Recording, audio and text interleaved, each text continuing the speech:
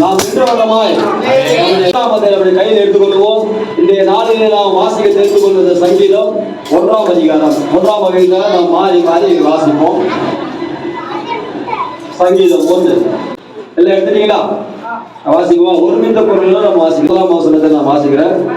துன்மார்க்கருடைய ஆலோசனை நடவாமலும் பாவிகளுடைய வழியில் இல்லாமலும் பரிகாசக்காரர் உட்கார இடத்தில் உட்காராமலும். 2ஆம் வசனம் வாசிங்க. ஒரு வருஷம் மாற்றி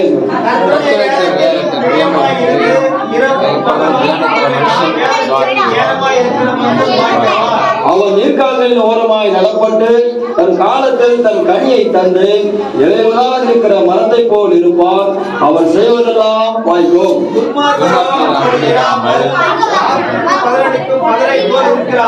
ஆகையால் துன்மார்க்கர் நியாய தீர்ப்பிலும் பாவிகள் நீதிமான்களின் சபையிலும் நிலை நிற்பதில்லை.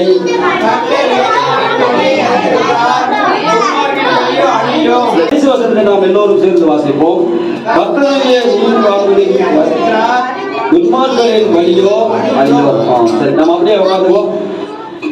அப்படியே உட்காந்துவோம். எல்லாம் அப்படியே கீழே உட்காந்து, பசங்க கீழே உட்காந்து அப்படியே. இன்னைக்கு நம்ம சங்கீதம் 1ஆம் அதிகாரத்தை நம்ம படிச்சோம் இல்லையா? சங்கீதம் 1ஆம் அதிகாரத்தை படிச்சோம். அதுல ஒரே ஒரு வசனத்தை மட்டும் நம்ம இன்னைக்கு தியானிக்கிறோம். ஒரு 2 நிமிஷம் தியானம். அந்த சங்கீத கடைசி அதிகாரத்தை பாருங்க. கர்த்தர் நீதிமான்களின் வழியை அறிந்திருக்கிறார், துன்மார்க்கரின் வழியோ அழியும் அப்படின்னு சொல்லிட்டு வேதம் நமக்கு தெளிவா சொல்லுது. கர்த்தர் நான் யாரு சொல்லி போகிறேன்? கர்த்தர் நான் யாரு? ஏசப்பா. நம்ம ரட்சித்தவர், நம்மை உண்டாக்கினவர், இவர் தான் நமக்கு கர்த்தர். கர்த்தர் நீதிமான்களின் வழியை அறிந்திருக்கிறார். கர்த்தர் என்ன பண்றாரா? நீதிமான்களுடைய வழியை அறிந்திருக்கிறாரா? நீதிமான்னா யாரு? அநியாயம் செய்யாதவன். நம்ம பாஸ்டர் சொல்றாரு பாரு, நன்மையை செய்கிறவன் நீதிமான். கர்த்தருடைய பார்வையில நீதிமான். கர்த்தர் என்ன பண்றாரா? நீதிமான் யாருன்னு அறிஞ்சிருக்கிறார். அதாவது இந்த உலகம் வந்து ஒரு துன்மார்க்கம் சொல்லும். நீ வந்து அதுக்காக வருத்தப்பட வேண்டிய அவசியம் இல்லை. ஏன்னா கர்த்தர் வந்து என்ன அறிஞ்சிருக்கிறார்? நீ வந்து நீதிமான் சொல்லி அவர் அறிஞ்சிருக்காரு. அதனால உலகம் நம்ம பேசுறதுனால இவெல்லாம் ஒரு சர்ச்சை கட்டுறான், இவன் நீதிமானா, இவங்களை பத்தி எனக்கு தெரியாதா, இவங்க தான் சர்ச்சைக்கு போறாங்க, இவங்களை பத்தி எனக்கு தெரியாதா, இவங்களுடைய வாழ்க்கை அப்படின்னு சொல்லிட்டு உலக ஜனங்க சொல்லலாம். அது வந்து ஒரு வகையில உண்மையா கொடுக்கலாம். சின்ன பையன் கவனிக்கலாம்.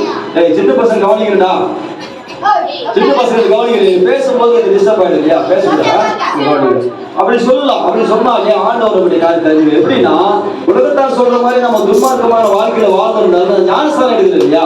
அப்போ வந்து பாவத்துக்கு மறித்து நீதிக்கு நம்ம பிழைக்கிறோம். அப்போ நம்ம காரியங்கள் எல்லாம் மன்னிக்கப்பட்டு அவர் மறந்துடுறாரு. ஆனா அந்த ஜனங்க அப்படி இல்லை. அந்த பழைய விஷயத்தை ஞாபகம் சொல்லிட்டே இருக்கிறாங்க. ஆனா நம்ம கடவுள் வந்து எப்படி அப்படிப்பட்டவர் இல்லை. அதுதான் ஒரு வேத தெளிவா சொல்லுது.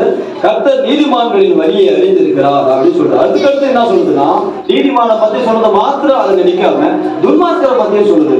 துன்மார்க்கரின் வழியோ அதிகம். அந்த வேதவசனம் படிக்க எவ்வளவு நல்லா இருக்குது. கர்த்தர் நீதிமான்களின் வழியை அறிந்திருக்கிறார் அப்படி சொல்லும் போது அதை படிக்கும் போது நமக்குள்ள ஒரு உற்சாகம் வருது. பரவாயில்லையே, ஆண்டவர் நம்ம உலகத்தாருடைய தூசணம் பண்ணாலும் ஆண்டவர் நம்ம அறிந்திருக்கிறோம் அப்படின்னு ஒரு நமக்குள்ள ஒரு சந்தோஷம். அதை கீழே பாருங்க, வருத்தம் அளிக்கிற ஒரு வசனம். ஒரே வசனத்துல 2 காரியத்தை சொல்றாரு. ஒண்ணு வந்து சந்தோஷப்படுகிற காரியம், கீழே பார்த்தீங்கன்னா வருத்தம் அளிக்கிற காரியம். அதுதான் துன்மார்க்கரின் வழியோ அழியும். அதாவது அழியும்னா முடிச்சுங்கிறாரு. நம்ம என்ன பண்ணுவோம்? யாரும் தப்பு பண்ணிட்டோம், உலகத்தை என்ன பண்ணோம்? ஒரு 3 முறை மன்னிக்கலாம். தெரிஞ்சோ தெரியாம செஞ்சுட்டான், ஏதோ வாலிப போலாரு, வயசு போலாரு, இதில் பண்ணிட்டான், அவர் 1 முறை மன்னிக்க அப்படின்னு சொல்லுவோம். இங்க பாருங்க, தீர்ப்பை சொல்லிட்டாரு. என்னது? துன்மார்க்கின் வழி அழியுமா? துன்மார்க்கன்னா யார்? ரத்தங்களுக்கு கீழ்படியாதவன், சபைக்கு வருவாங்க, ஜெபிக்காதவன். நம்ம கிறிஸ்துவ துன்மார்க்கர் இருக்கிறோம்.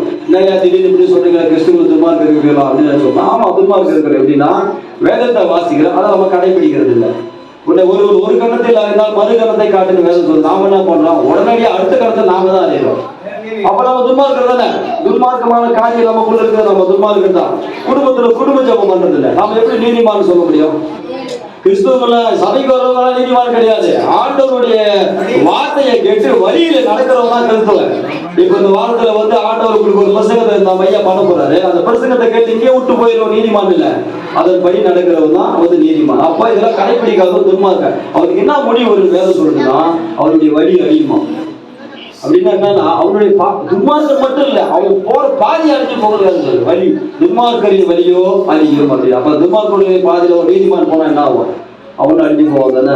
அதனால அந்த வேத வசனம் பாருங்க, நமக்கு எவ்வளவு தெளிவா சொல்லுது. இது வந்து நம்ம என்ன தெரிஞ்சுக்கிறோம்னா, நீதிமானா வாழ்றதுக்கு நம்ம முயற்சி பண்ணணும். என்ன செய்யணும்? நீதிமானா வாழ முயற்சி பண்ணணும். துன்மார்க்கனா கூடாது. துன்மார்க்கனா இருந்தா நமக்கு மட்டும் அழிவு இல்லை, நம்ம பாதையில வராமத்தியா அவங்களும் அழிஞ்சுக்குவோம். அதான் அந்த வேத வசனம் நமக்கு ரொம்ப மிக அருமையாக சொல்லி இருக்குது. அதான் இந்த வேத வசனத்தை நாம் கடைபிடித்து இனி ஒரு காலத்தில் நாம் வாழ கர்த்தர் தாமே நமக்கு கிருபை செய்வாராக. ஆமென்.